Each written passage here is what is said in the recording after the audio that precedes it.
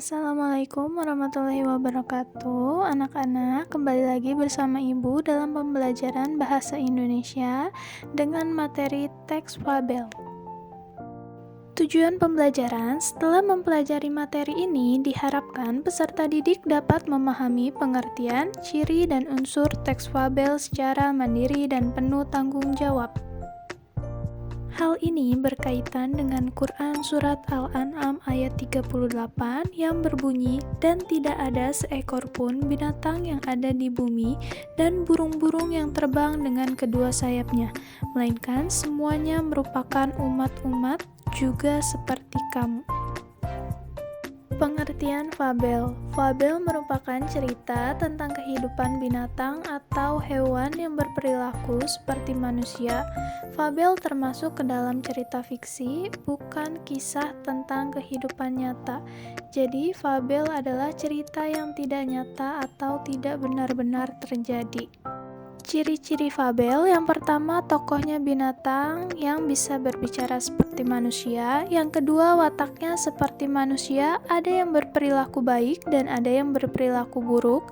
Yang ketiga, latarnya biasanya di alam seperti hutan, sungai, kolam, dan lain-lain. Yang keempat, alur atau rangkaian ceritanya diurutkan dari awal sampai akhir dan terdapat kejadian sebab akibat. Yang kelima, ciri bahasanya kalimat naratif, kalimat langsung, dan bahasa percakapan sehari-hari. Unsur-unsur fabel. Yang pertama, tema. Tema adalah gagasan yang mendasari cerita. Yang kedua, latar. Latar biasanya menggambarkan tempat dan kejadian serta suasana dalam cerita. Yang ketiga, tokoh adalah orang atau hewan yang menjadi pelaku dalam cerita. Yang keempat, watak tokoh digambarkan hitam putih, ada yang baik dan ada yang jahat. Yang selanjutnya adalah amanat, merupakan pesan yang disampaikan penulis secara tidak langsung.